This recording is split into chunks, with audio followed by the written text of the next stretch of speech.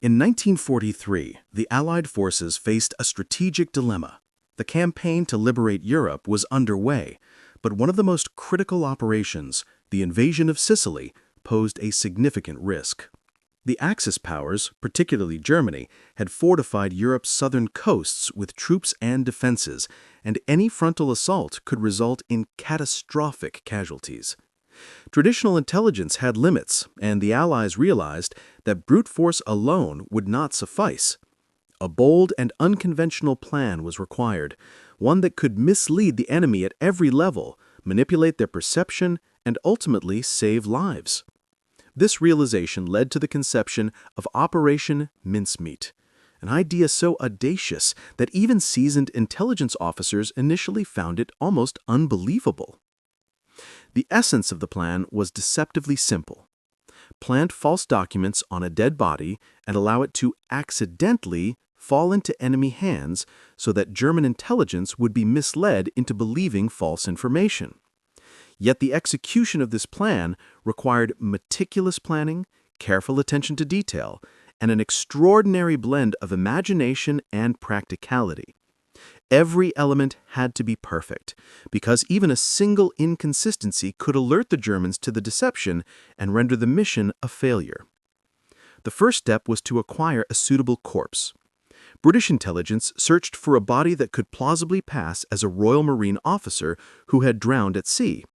The ideal candidate needed to appear relatively young, healthy, and respectable, yet without anyone who might question the identity. Eventually, the planners found Glyndwr Michael, a homeless man who had died from ingesting rat poison. His death and physical characteristics made him suitable for the operation. Once chosen, he was given a complete fictitious identity: Major William Martin, a Royal Marine officer with a full backstory, personal items, and correspondence designed to lend credibility. Creating Major Martin's persona required extraordinary attention to detail. He was dressed in an authentic officer's uniform, meticulously cleaned and tailored to fit. His pockets contained carefully fabricated personal letters, a diary, photographs, theater tickets, and other mundane items to establish a believable personal life. These items were designed to make the character human and relatable, so that anyone examining the body would find the story convincing. One of the letters described his engagement to a fictional fiancée, complete with affectionate details.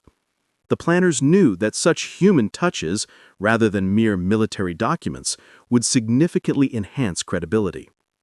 Every object, every fold of paper, and every ink mark was scrutinized and deliberated upon, as the operation depended entirely on the Germans believing in the reality of Major Martin's existence. Next, intelligence officers had to determine where and how the body would be delivered. The location needed to ensure discovery by individuals likely to pass the documents to German authorities. The Spanish coast near Huelva was chosen. This area was known for the presence of German intelligence contacts and a Spanish population whose sympathies, in general, leaned towards Germany during the war. The body was placed in a canister and released offshore, allowing ocean currents to carry it ashore in a realistic manner.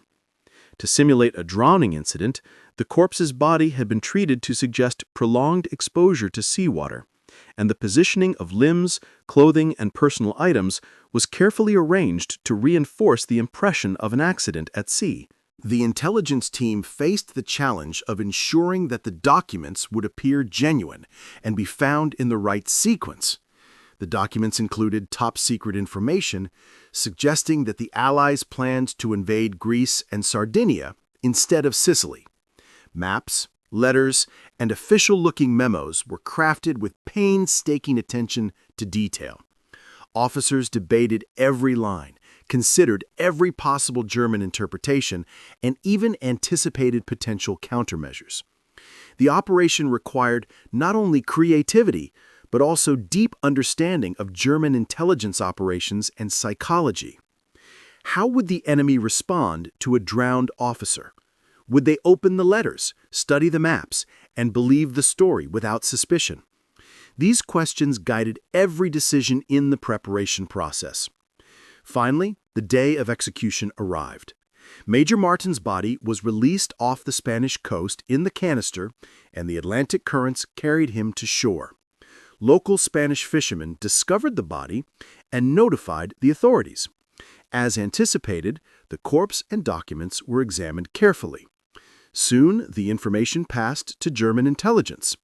German officers studied the letters, maps, and personal details meticulously, convinced of the authenticity of the officer and the validity of the intelligence. They interpreted the documents to mean that the Allies would strike at Greece and Sardinia, not Sicily, and consequently redeployed troops to these areas. By diverting German forces away from the actual invasion point, the Allies gained a critical strategic advantage. The results of Operation Mincemeat were immediate and profound. When Operation Husky, the invasion of Sicily, commenced in July 1943, German defenses were lighter than expected, allowing Allied forces to land with fewer casualties. Thousands of lives were spared, and the operation contributed significantly to the success of the campaign. The combination of meticulous planning, psychological insight, and theatrical craft had achieved what traditional military might alone could not. A single dead man, carefully crafted and delivered, had saved countless lives and altered the trajectory of the war in southern Europe. Beyond the immediate military impact, Operation Mincemeat became a testament to human ingenuity and the unexpected power of creativity in warfare. It demonstrated that intelligence, deception, and attention to psychological detail could rival and sometimes surpass the effectiveness of conventional weapons. The planners had to anticipate not only enemy movements, but also enemy thought processes, using a combination of strategy, theater, and human insight. Every letter, every personal effect, every folded piece of paper was designed to shape perception and guide enemy action. The success of the mission highlighted the value of unorthodox thinking and the importance of combining imagination with rigorous planning. For decades, the story of Operation Mincemeat remained classified. Only years after the war did the full details emerge, astonishing historians, military strategists, and the public. Major William Martin, the man who never existed in life, but whose identity and story were crafted with precision, became an unlikely hero. He exemplified how attention to detail, audacity, and careful planning could achieve extraordinary outcomes.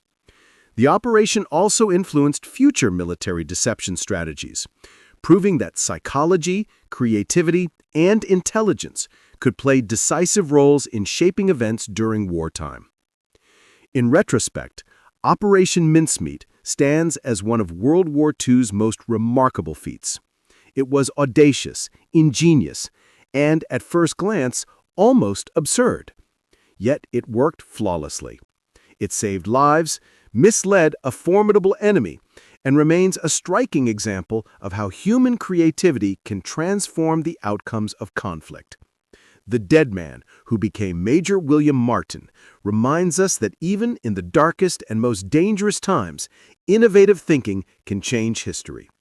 The plan's success, relying on deception rather than brute force, continues to inspire strategists, historians, and storytellers alike. Operation Mincemeat is not just a story about espionage or warfare. It is a story about the power of the human mind, the brilliance of careful planning, and the ways in which courage, creativity, and audacity can achieve what seems impossible. It demonstrates that in war, sometimes the most powerful weapons are not guns or bombs, but intelligence, imagination, and the art of deception.